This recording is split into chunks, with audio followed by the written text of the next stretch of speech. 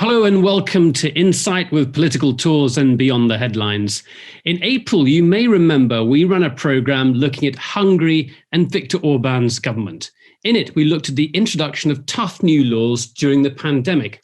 Since then, events have taken an interesting turn. One of our guests on that show, Gerald Knaus, the founder of the European Stability Initiative, has become the focus of a carefully orchestrated media campaign, in which the Hungarian media says that Knaus is an agent of George Soros, the billionaire Hungarian-born financier. Hello again, Gerald, and welcome to Insight. Hello, good evening. We also have Nick Thorpe with us, the BBC's Central Europe correspondent based in Budapest, who's going to give us some of the background as well to this story. I'm just losing my script in front of me, but let's come back now. This incident touches on a lot of issues. There's the campaign against George Soros and its anti-Semitic overtones, migration, what's happening within the EU, and not least of all, Hungary's approach to its critics. On the face of it, Gerald, the campaign against you seems a little bizarre, but also a little chilling. Can you first say how you first became aware of it? And also, we've got some slides here that show some of that coverage. And I think Nick Thorpe is also going to guide us through some of it, because obviously quite a bit of it's in Hungarian, language that very few of us speak. So go ahead, Gerald. Just tell us how you became aware of this. Well, this was in the first week of September, 7th of September, and I received some messages from journalists in Austria and one Hungarian friend asking me what I thought about this campaign in Hungary. And I said, which campaign in Hungary? I mean, I had absolutely no idea. I don't speak Hungarian. So then somebody sent me exactly this picture of this paper, which announced a 6-part series to uncover, I've been told the title says, the conductor of Soros. I mean, this is a kamestere, I don't know how you pronounce it, is a term that they've been using in all the articles of that series. It plays on something a state secretary in the government, Zoltán Kovács, has been saying last year that there is this Soros orchestra, and he's then referred to the 400 and more MEPs in the European Parliament who voted a resolution that was not liked by the Hungarian government. Now, this Soros orchestra, now with these articles, they found the conductor, which apparently, to my great surprise, turned out to be myself. And then they kept running. Well, this article, the cover tells you. These articles, the interesting thing about this, we'll come to the next slide here, is that suddenly all these news outlets had the same headline on the same days. And I'll bring in Nick Thorpe here, because Nick was following this. Hello, Nick. You saw the coverage at the time as well, didn't you? Yeah, I was quite shocked. I've known Gerald, for a long time. I've always respected him greatly as a, commentator on migrant and refugee issues. And so when Magyar Nemzet, which is after all the government, the main sort of flagship newspaper of the Fidesz government, had started this attack against him, I felt very sorry for Gerald. And as you said, Nick, this was the Fidesz media, all 456 print, online, television, radio outlets immediately acted as a kind of echo chamber, quoting either what the Magyar Nemzet article had said about Gerald, or once it was carried on state TV that evening, what different pro-government commentators had said about it. So we've got a couple of slides also that show those, so let's bring those up now. So this was state TV, and I think that was a private TV. Private TV, that one, okay, yeah. And then there was, this is called Press Club, this one in Hungarian, where you had various journalists discussing you as well. What surprised you, but also seriously, Gerald, what was the threat? Why do you think they were doing it?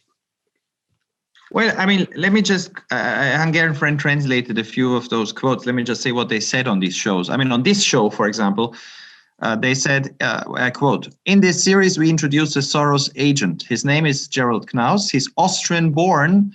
There really isn't a more perfect way to sum him up. Austrian-born, under parentheses, but it doesn't matter where he was born because obviously he has no national identity at all. He could have been born in Congo or on an ice sheet near the North Pole."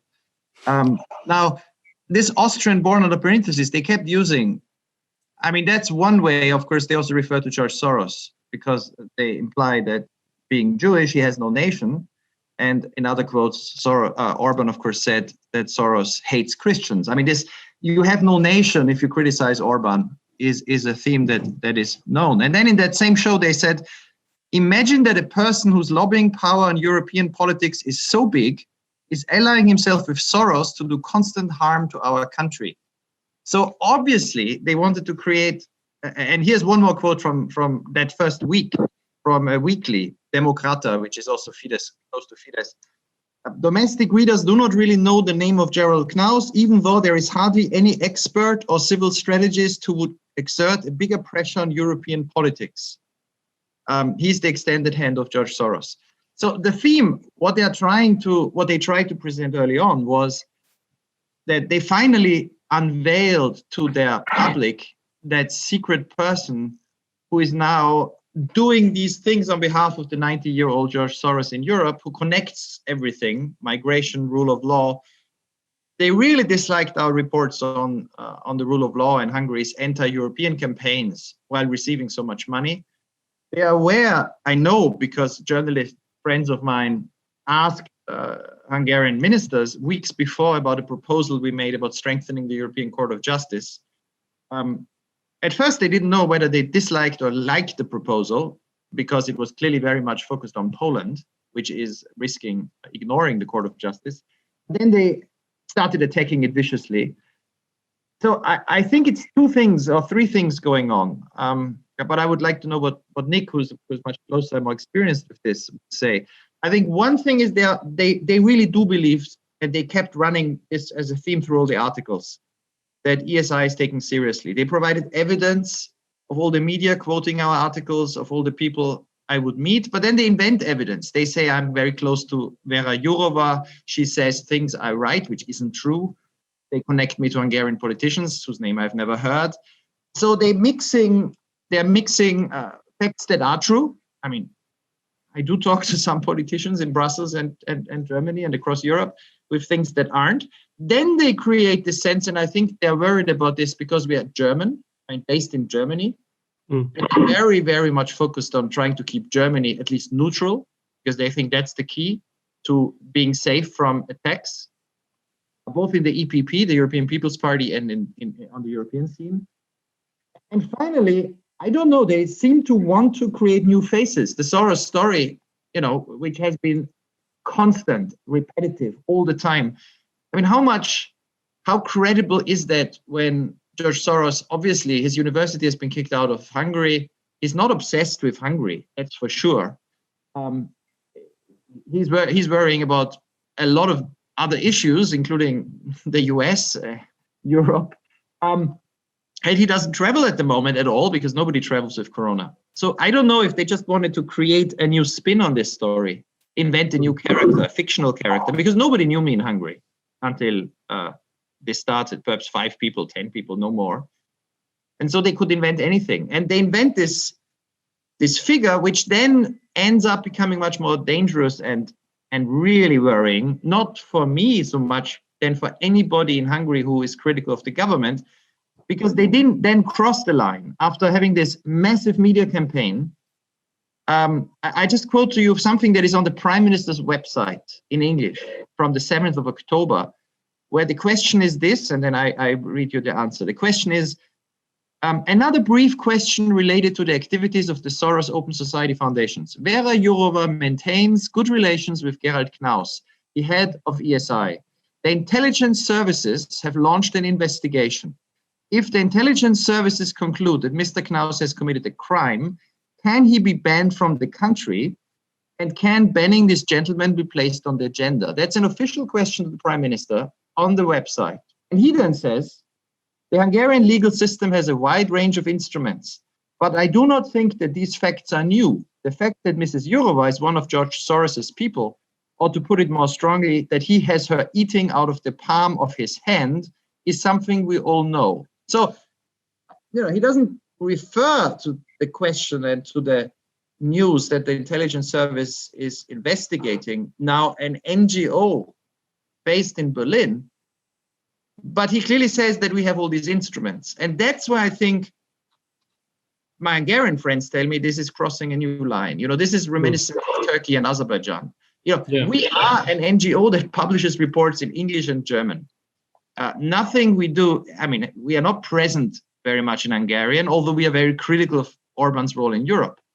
But if an NGO that publishes public reports can be defined on the media for weeks as an enemy of the state, and that then triggers an investigation, you see how this rhetoric that anybody who's critical isn't a critic, but an enemy, that any NGO that doesn't like what the government does isn't just a critical or annoying NGO, but a mercenary of an outside power that is overthrowing. I was accused of wanting to overthrow Orban. Okay.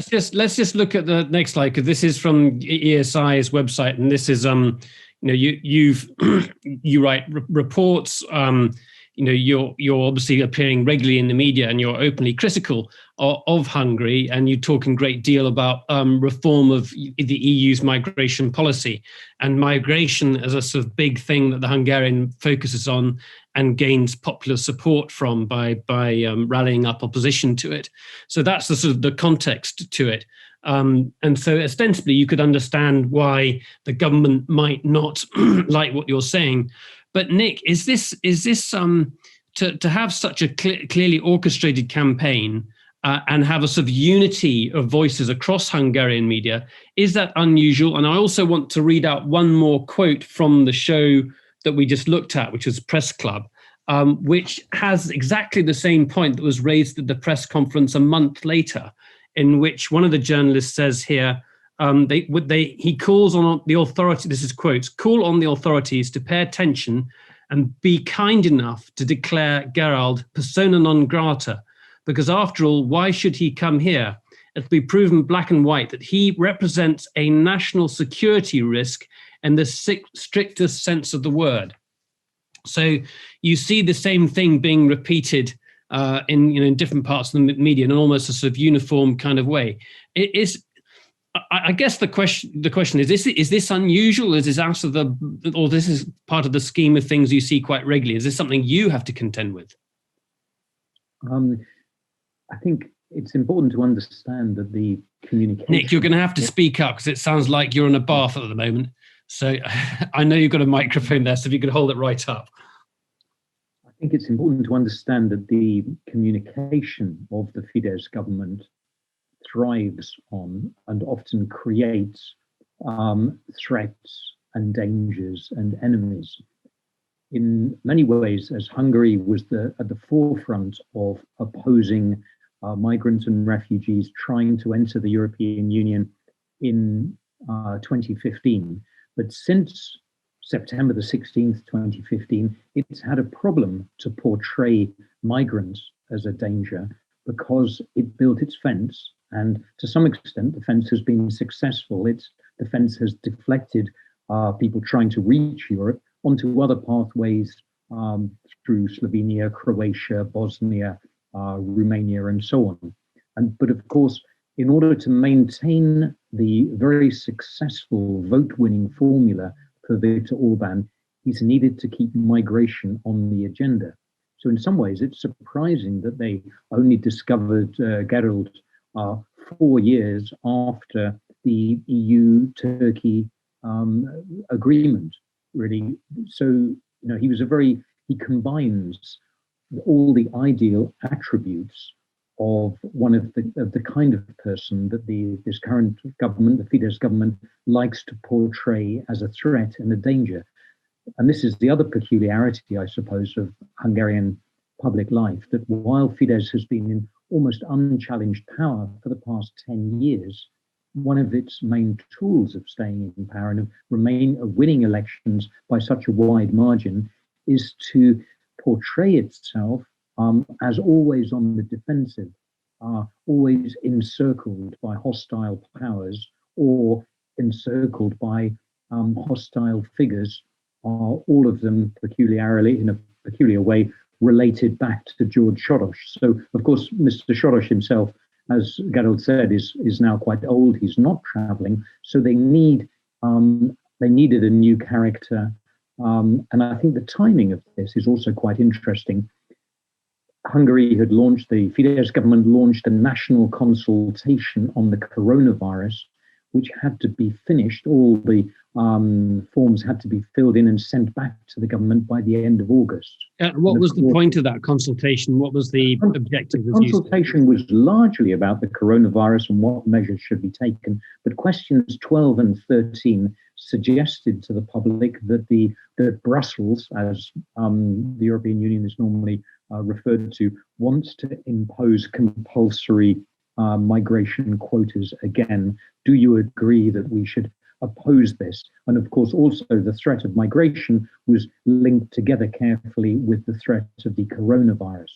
And so that campaign ended, or all the questionnaires had to be returned by the end of August, and along comes this orchestrated attack on Gerald Knaus on just a week later. So it was clearly a carefully orchestrated campaign by the government and by its media. Okay. Nick, I do want to stay with you just for a moment in terms of, we spoke last April, and there was an introduction of a law that threatened people, or if you broke the law, you risked 5 years in jail. And I can't remember the exact terminology of the law, but it was if you were threatening public security, there was a way in which it was phrased. What happened to that law, and what's happened during this period in COVID? With the COVID, the law, I think, it was actually, it ended with the state of emergency. One of the main criticisms of the state of emergency was that it was open-ended. While other countries passed a state of emergency, for example, for a month, which was, and then perhaps extended it, Hungary's was indefinite. This state of emergency did actually end, but on the same day that it ended, I think in July, the government, or in June rather, the government introduced the possibility of reintroducing it at the drop of a hat, basically. And many of those aspects of the legislation, including spreading false rumors about the coronavirus, that did stay in the criminal code. So that didn't end when the state of danger, as it was called here, in fact, actually ended. And the 5-year prison sentence related to the spreading of false rumors, wasn't it? That was the thing I was trying to remember. That's right. That was also there. It's still it's still in the criminal code. They have tried to crack down on a number of people who put Facebook posts, for example, but it hasn't been used in the way that some liberal or independent journalists feared it would be used to sort of crack down on what's left of the independent media here. But clearly it has a chilling effect. You imagine with the coronavirus, if one were to interview doctors who had critical views of the way the government is handling the epidemic, which of course happens in every country, doctors and health professionals are critical in every country, then journalists could, in theory, although this hasn't happened, be sent to prison or put on trial at least for that. So that clearly has a chilling effect. So, Gerald, really, in a way, you're doing the Hungarian government's bidding. You're actually providing them with a useful target, a bogeyman. Well, I think this is also an interesting moment because they are obviously nervous about what will come out of the European debates on the big 7-year budget. If they prevail in this debate, if they get another massive guarantee of grants for the next 7 years, which is the core of their economic policy. I mean, they must see what's happening to the German automobile industry. They must see what is on the horizon with Corona. I mean, they see that the economic challenges to their model.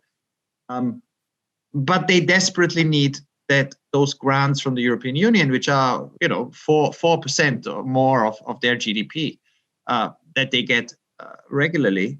once they get this, then the question will be, will they then feel secure again?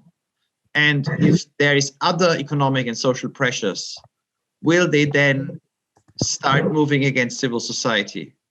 I mean, this is what we've been seeing in Poland, where, of course, in the judiciary, a lot more control by the executive has already been happening. And critical judges are being pursued. I mean, there is prosecutions.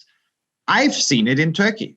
The transition of a situation where Turkish intellectuals were very open, very critical on television, meeting ministers, and a few years later they were in jail. And of course, we see it further east, Azerbaijan, Russia, etc. Until now, it was inconceivable that this would happen in an EU member state. I don't think it's inconceivable anymore, because the rhetoric of Orban, directed against critics, has been so aggressive for years. He really uses the language of war. He never, all these NGOs, all these opposition politicians, they are always part of a concerted anti-Hungarian conspiracy controlled by an outsider who, Orban keeps saying, wants to destroy Hungary. It's not just that he wants a different government. But the reality is, you are trying to convince that the EU should have sanctions against members that really break from its core principles. Yes, and of course. And so you've talked about I just need to recap for people. Need to recap. So in terms of funding, because obviously, as you've just said now, the EU provides Hungary with a huge amount of direct support through its budget. And then also there's the issue of the European Courts of Justice in Strasbourg, who could, if you would like them to be able to hold countries like Hungary or Poland, who, as you see it, break with key founding principles of the EU and could be sanctioned as a result. So there are two sort of mechanisms that you've pushed, which obviously from a Hungarian point of view and from Orban's point of view is a real threat to his interests. Yes, except there is a paradox here, because we try to present ideas that have a chance of being adopted.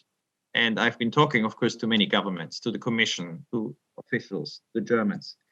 And what we've been proposing is actually very clearly and narrowly targeted. We propose that when the European Court of Justice in Luxembourg says that a country has a judiciary which no longer guarantees the independence of its courts. So there is a court judgment from Luxembourg, the highest EU court, that a country's judiciary no longer meets the requirement of Article 19 of the EU Treaty. That's the article about judicial independence.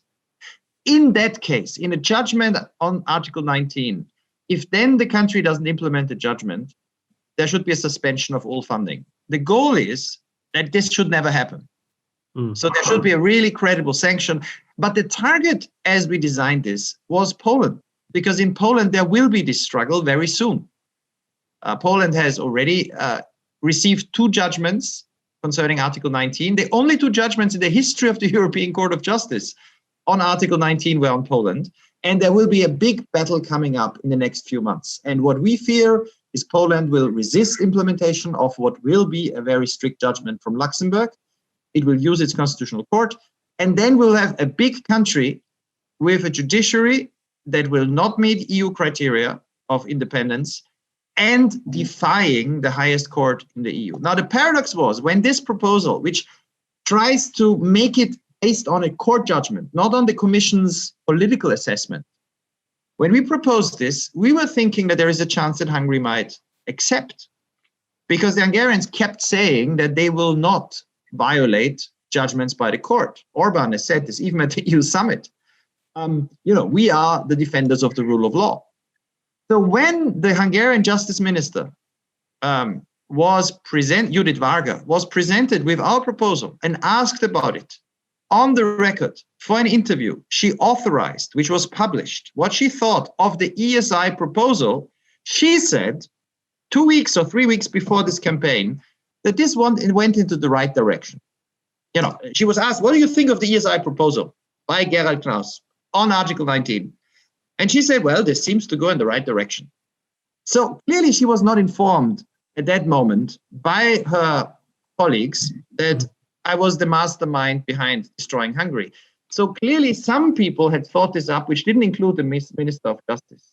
Okay, let me come back to Nick, and I want to talk about press freedom in Hungary again a bit more. I mean, Gerald is based outside, doesn't live in Hungary, so he doesn't have to deal with this issue from day to day. Nick, you do. Can you talk about what's happened recently within the press, but also perhaps are you able to talk about your relationship with the government, and I think you may have come under significant pressure recently. I don't know if that's something you can talk about. Well, this used to be a government which was relatively open to the press, as were previous governments. As a journalist working in Hungary until not so long ago, perhaps 6 or 7 years ago, one had relatively good access to politicians, and they went out of their way to give access to us. I think there's been a consistent hardening of the Fidesz government. But that you're talking about access. I'm talking about if you produce a story that they don't like, what happens to you? There was a particular case in August, the beginning of August, when the 80, effectively 100, all the staff of the most independent and critical online paper Index in Hungary walked out. They felt that their online, and this is a media outlet which gets 1.2 million hits a day, that it hadn't been taken over by the government yet, but it felt it was under attack. And before its editorial independence was compromised, the journalist walked out. I wrote a short article for the BBC at that time saying that the independence, or rather, that basically Hungary was heading towards a single party state. And I detailed some of the ways, for example, by basically having a constitutional court in which every single judge, none of the judges could be expected to vote against government policy. The government was also building up to what's now happened, which is to put its appointee in at the head of the Supreme Court. The 456 media under Fidesz control I've already mentioned. Many different things like this. I was immediately attacked, or rather a few days later, I was attacked in Magyar Nemzet, so the same paper which attacked Gerald at the beginning of September, effectively 1 month after it attacked me. This started to be echoed on other Hungarian media outlets. And I faced quite a difficult decision here. I am a BBC correspondent here, the BBC correspondent here, and I had to choose. I asked immediately for the right of reply to the article in Magyar Nemzet, but my original idea was to detail all the ways, as a rare opportunity in the government flagship paper, to detail all the ways in which power is being concentrated, as I see it, in my analysis, in the hands of a small elite around the Prime Minister and his sort of power machine. In the end, I decided not to write that long article because that would have turned me into a public enemy here in Hungary, in the same way that Gerald has now been turned into a public enemy, but with the difference that Gerald is, I'm not sure, I could see a big map of the world behind him, but I think he's safely in Berlin. It's central to me being able to continue to report fairly and impartially on Hungarian events, to have access to government ministers, government pundits, commentators, friends of the Prime Minister, and so on. And I have to cultivate those links. And so it really would have made my life impossible. So in the end, I wrote a pretty mild reply saying I stood by what I'd said, but I apologized if there had been any misunderstanding, that I made clear that Hungary is not yet a single party state. There are many opposition parties, and they do seem to stand a fighting chance. Now they're banding together at winning the next election against Fidesz, despite all the obstacles. So in the end, I felt the need to not become a public enemy. But this can, it can happen at any time. As Gerald said before, this is a government really which thrives in a situation of enemies, and anyone can become an enemy. Yeah, thank you very much for that, Nick. And I'm just going to iterate that we're holding this briefing on background. This is a sort of off the record. We're not going to be releasing this publicly. The comments with Gerald can be used on the record, but we're keeping the rest of it on background only. Gerald, I just want to ask about where you think, if you look at Hungary's reaction to you, if you look at their tactics overall, what do you think Orban hopes for? I mean, Salvini is no longer in power in Italy, but he possibly could come back to power. Things change in Italy quite quickly. We're at a difficult moment we're in a sort of moment of flux with COVID. There could be a significant amount of political change beyond the actual sort of internal dimension within Hungary. What are your concerns? Well, I mean, Orban has been quite careful about choosing his enemies. And you notice this in the way he talks about Angela Merkel. There was one moment in June 2018 when he thought clearly that Merkel would fall. I mean, there was huge tensions in Germany. And that was a week in which Donald Trump tweeted against Merkel directly. I mean, he said, Germany, crime rates, suddenly that Donald Trump discovered Germany. That was a week in which Trump and Orban spoke on the phone. And that was a week in which, Orban was, of course, in constant touch with Salvini, who just became deputy prime minister that month. And Orban very clearly spelled out an agenda that month. He said, we need a different European right, that liberal Christian Democrats are really our enemy, that we need to get rid of those liberal Christian Democrats. And of course, the striking thing is that's been true for a while. His big enemies have been Donald Tusk, Jean-Claude Juncker, Angela Merkel. But when he realized that Merkel would not fall, you no longer hear much directly attacking the German Chancellor. He's smart on this, that he realizes, and he says this sometimes in an ironic, self-deprecating way, he's only the prime minister of a small country. He needs people who think like him at the head of big countries. And that's why his attention, he was so happy with Salvini. That's why he's betting everything on Trump staying in power. I mean, he's again come out publicly on this. The reality is he doesn't know. He misunderstood, like a lot of, I think, also in America and Britain, he underestimated Merkel's staying power. I mean, she's now incredibly popular in Germany. He doesn't really know where Germany is going. The Bavarian party, which he used to hope for, also is not following in his path since 2018. He's investing a lot in public relations and money. I mean, he's buying a huge amount of military equipment from Germany. He's become, last year was the biggest buyer. Hungary was the biggest buyer of German military industry. So he's creating interests because he can't rely anymore on this idea that Germany is automatically politically going his direction. You're right. It's a very uncertain moment. What worries me, however, is that if Poland gets away with its judicial reform, if there is a slow erosion of the idea that there are European institutions that can enforce standards, when we see Hungary abolishing the right to asylum and getting away with it so far, basically there's been no strong reaction. If Poland does with the judiciary and then Hungary follows and others, we will see political prisoners in EU member states in 5 years' time. Because if pressure increases, if there's economic turmoil, if people are afraid, with the rhetoric of war, of enemies, of domestic war, and foreign traitors and their allies, it doesn't take much to imagine how this might go wrong. It hasn't yet. Hungary today is not Turkey or Azerbaijan, but the intellectual framework and the kinds of things that you create an enemy and suddenly all the 460 media attack that person over weeks. The civil society has created, and perhaps I stop with this. What was striking to me was to see on television all these so-called experts discuss my life. And Nick might know some of them. I was asking my friends to research, who are these people? Some former communist intelligence officers recycled, some ideologues, far-right ideologues.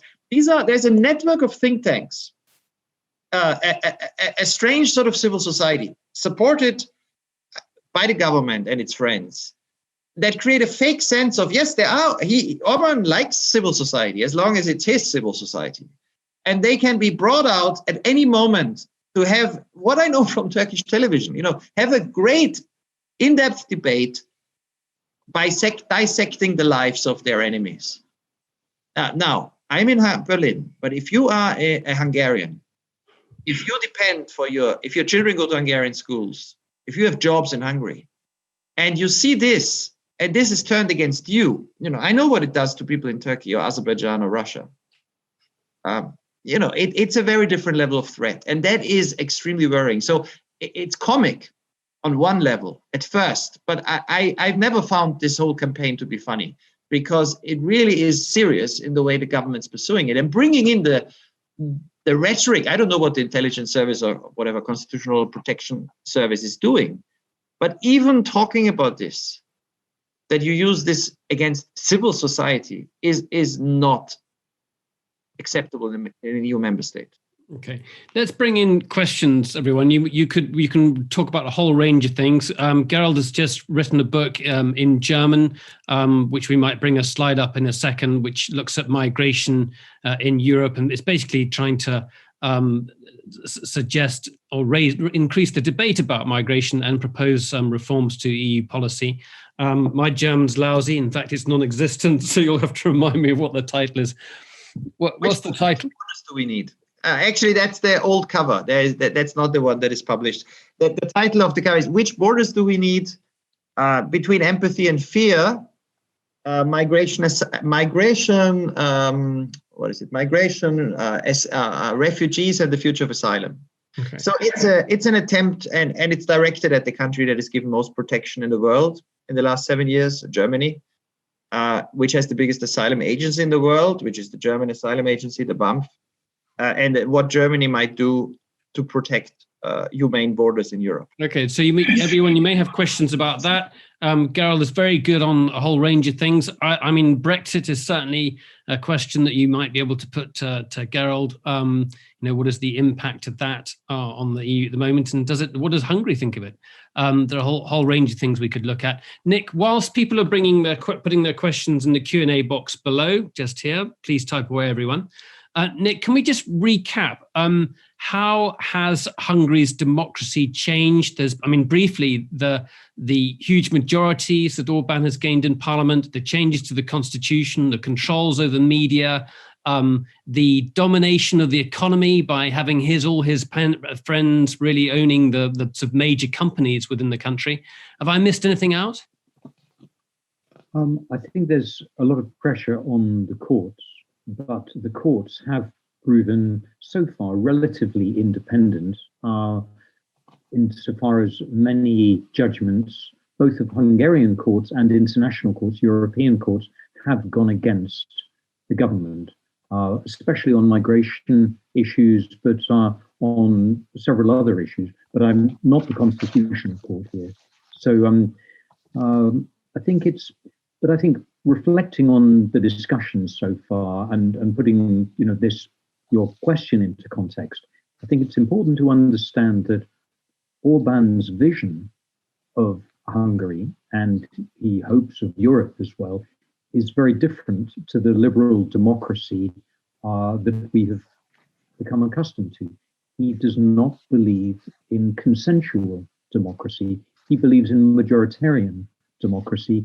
He believes that basically the winner takes all and can then shape the system, the form of government, but far beyond the form of government, he shapes the winner can shape the constitution, of course, with a 2/3 majority, but because he's had a 2/3 majority in parliament for most of the last 10 years, he's basically been able to reshape Hungary in his own image.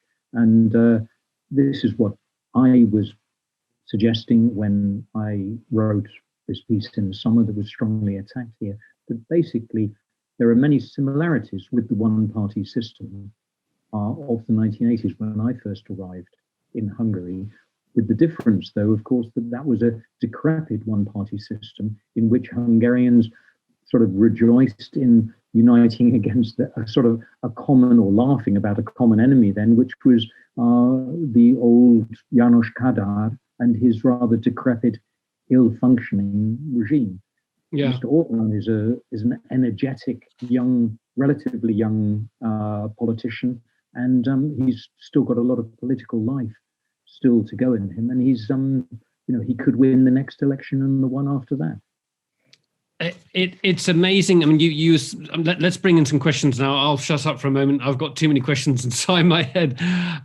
Let's bring in Claudia Baker and then Marty Ryan. So Claudia, you go ahead if you can open your microphone up.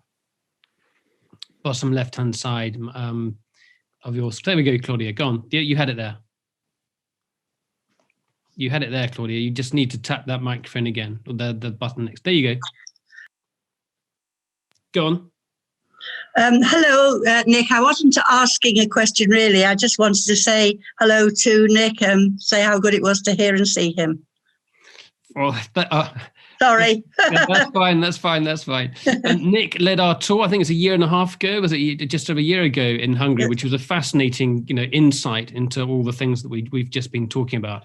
And I very much hope once COVID is over, we'll be doing it again. Marty Ryan, go ahead, Marty. Hi, my question is, you mentioned the Poland defying the EU's court directives regarding the Article 19. So as that's never happened before, what do you think are the consequences to Poland of continuing to defy those directives? Gerald, you need to turn your microphone on. Well, I mean, the main issue now before the European Court of Justice, which is what my colleagues and I have been describing in fear might happen, is about the system of disciplining judges, which has been created in Poland. The Polish government and its powerful Minister of Justice, who is he wants to be the successor of Kaczynski, the strong man and founder of the PIS party, Mr. Ziobro. He's pushed a reform that has transformed every aspect of the Polish judiciary. But most importantly, he's the lead advocate general, and he directs every prosecutor. He also appoints every court president in the country.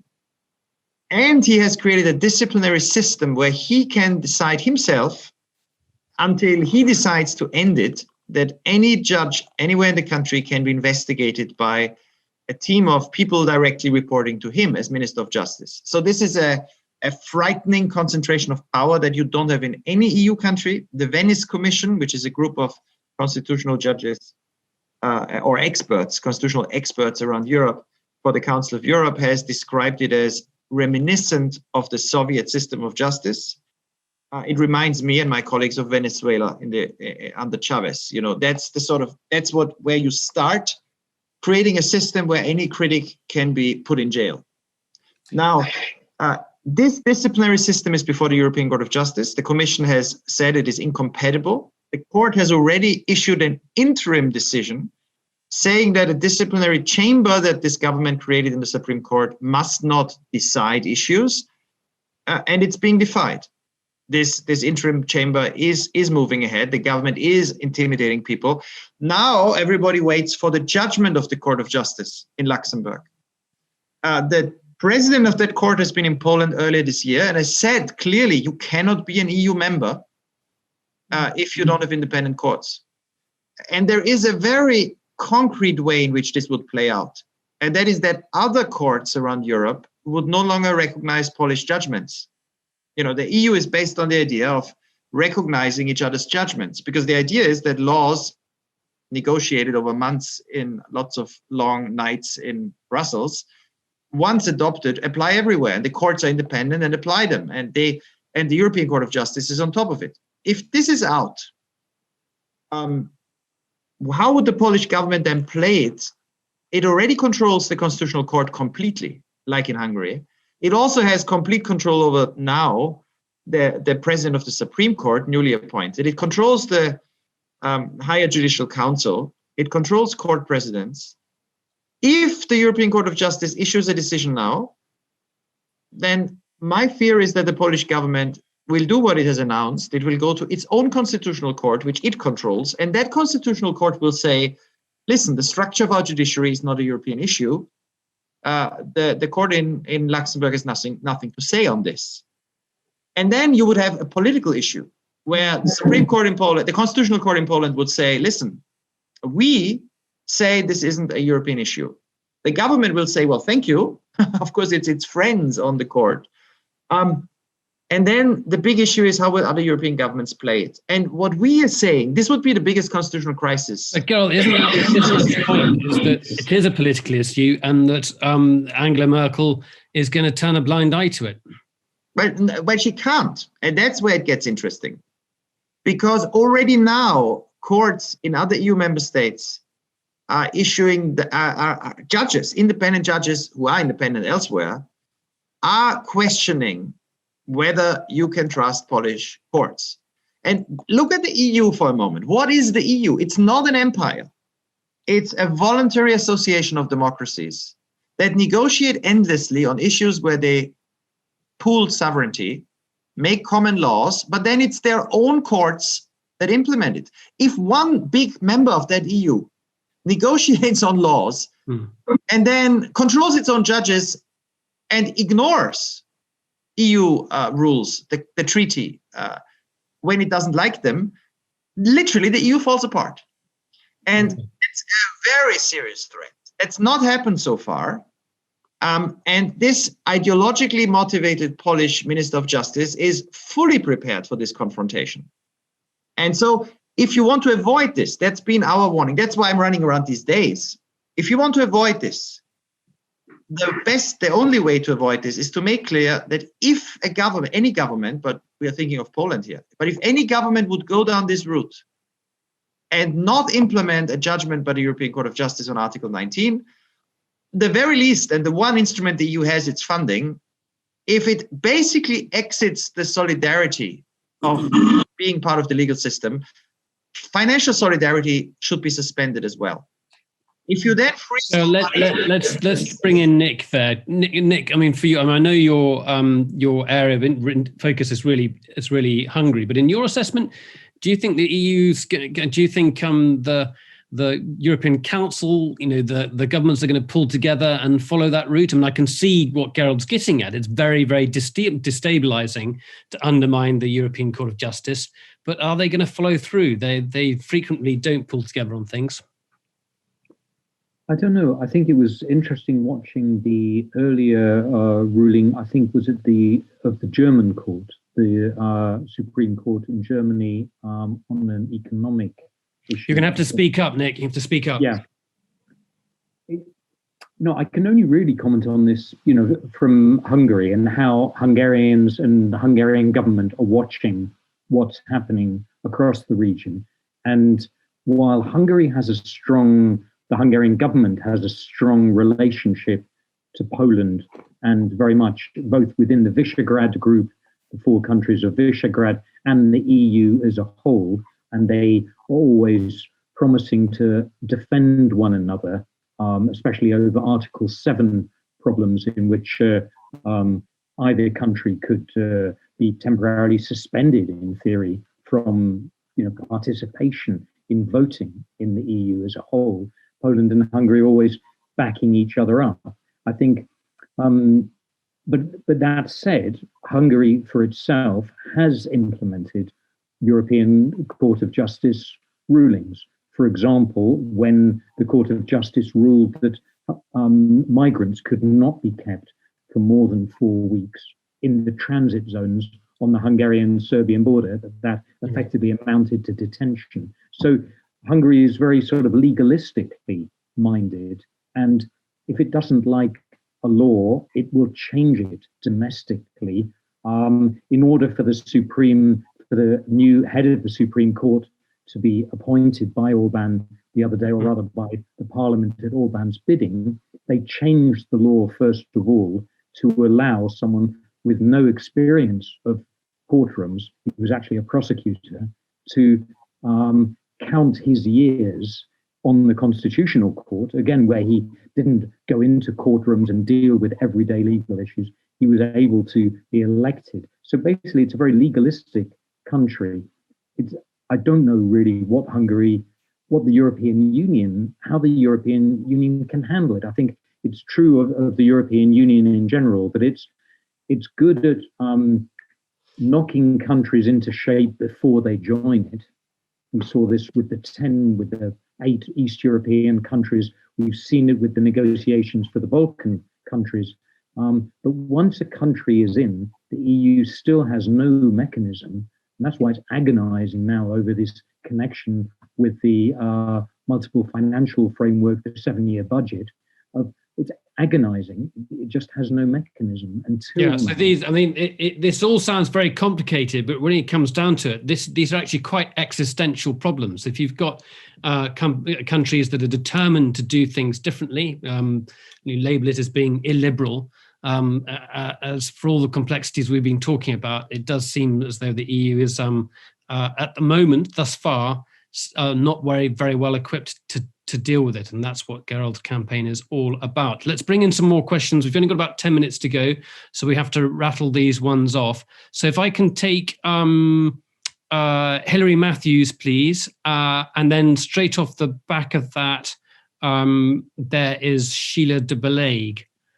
So Hilary first and then Sheila, because your questions are related. So Hilary first. Hello, can you hear me? Yes, yeah, go on. Actually, I think the whole ECJ thing is perhaps more interesting than my question, because I think it relates to why our government is so anxious to get away from the ECJ. That's one of Boris Johnson's big, actually more Jacob Rees-Mogg. However, my question was, does George Soros follow what's going on now? And if so, what does he think about what the attacks on Gerald? Yeah. Okay, great. Thank you. And Sheila, can you bring in your question as well? Because it's related to it as well. So Sheila de Belague. Go on, okay. Sheila. Is Gerald's own position in the ESI and consequently the ESI's influence in the EU likely to be undermined by the trumped-up campaign against him? Okay, so Gerald, just do you know if George Soros or people within Soros are aware of the campaign against you? There must be. And what impact does it have on the ESI or you in particular? Gerald? Hello?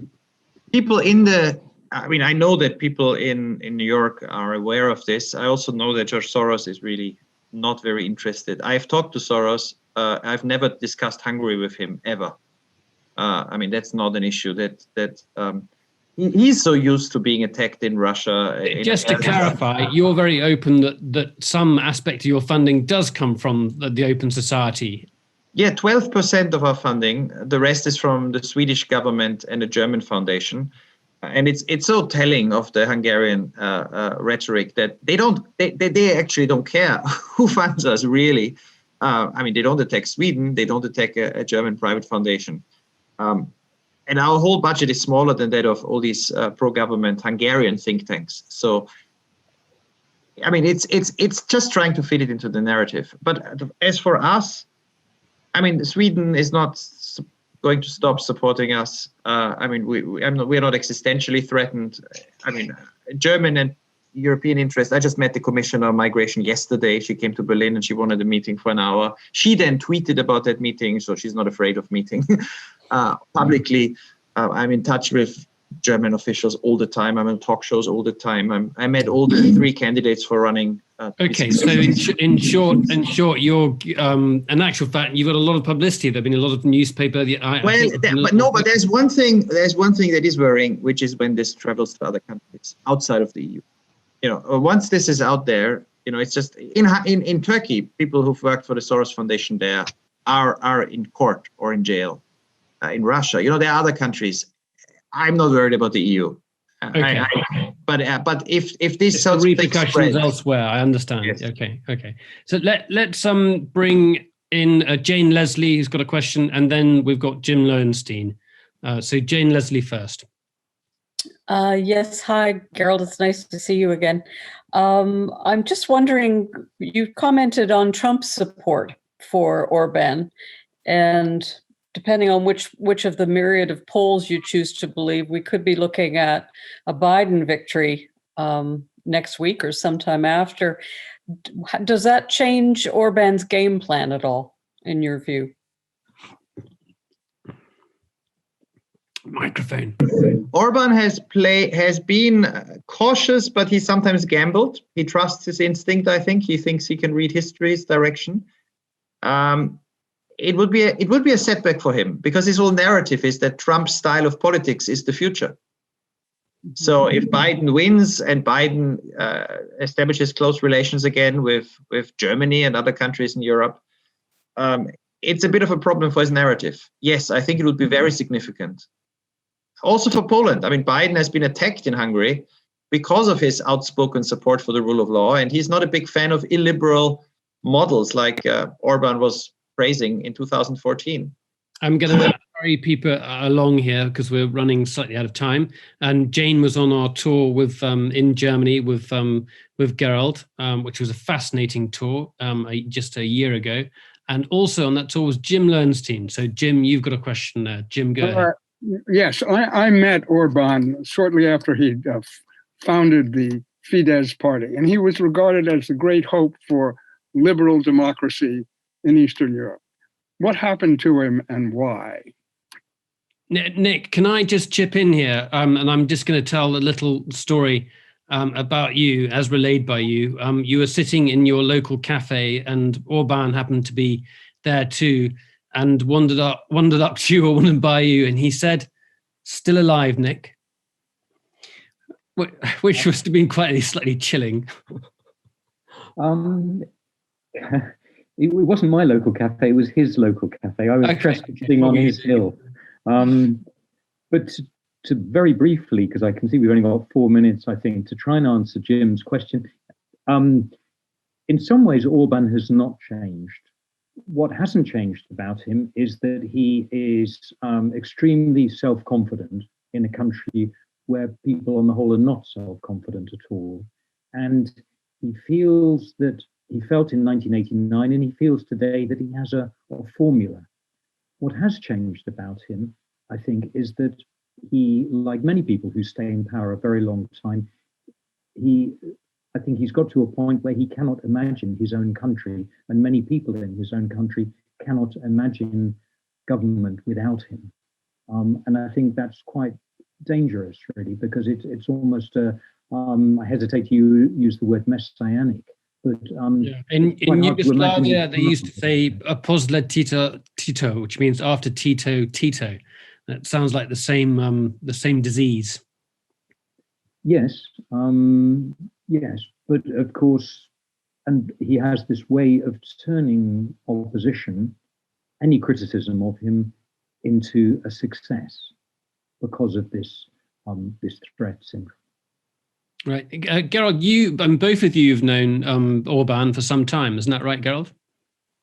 Well, I've been thinking a lot about this recently. I was at Oxford at the same time that he was at Oxford. I paid my fees. He was paid by George Soros at that time. He had a scholarship by George Soros to be there.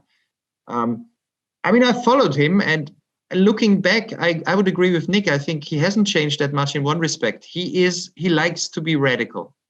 So he's made a good experience that being radical and ahead of the curve and aggressive works. Now, you could be an aggressive anti-communist, you can be an aggressive liberal, and now you're an aggressive illiberal. But the tone is similar. And he clearly, this messianic term, he describes in all his speeches, and I've read so many of them in the last few years, he talks about, Hungary is associated in the world with Fidesz. Fidesz is Hungary. And he's the leader. So he if any opposition to him is treason, how can there be a credible, legitimate opposition to him ever? But Nick, the opposition is making inroads, isn't it, as you were saying? It is. Just one point on that before I answer that, though I know we're running out of time. In some ways, as the leader of a country of less than 10 million people, this has been Orban's great achievement to say something positive about him in this discussion, to put his small country and his small person, large person, on the European map. There's probably very few people in Europe, or relatively few people in Europe, who don't know his name. No other Hungarian leader, probably in history, even Admiral Horthy, has possibly ever achieved that. So that is an achievement in its way. The opposition is up and coming. They are now working towards putting up a single candidate of all the parties, which is pretty astonishing as well, from left to far right, to oppose Fidesz in the 2022 elections. It's an enormous compromise. Some people doubt they're capable of it, but as we speak, they're working. Just this evening or tomorrow morning, I think they're going to publish what looks like, I think, a 21-point common program, or a proposal, a working paper on a common program, and they're promising to put forward to agree on a single candidate, rival candidate for Prime Minister in 2022. So clearly, Orban does feel threatened by the domestic opposition getting together to oppose him. There we'll have to leave it. If you can, either of you stay on. We have a discussion afterwards where we share our thoughts and views. If either of you can stay on for that, that'd be wonderful. But in the meantime, thank you both very much indeed. It's been a very, very valuable hour. Thank you, Nick Thorpe, the BBC's Central Europe correspondent, and thank you, Gerald Knaus, the director of and founder of the European Stability Initiative.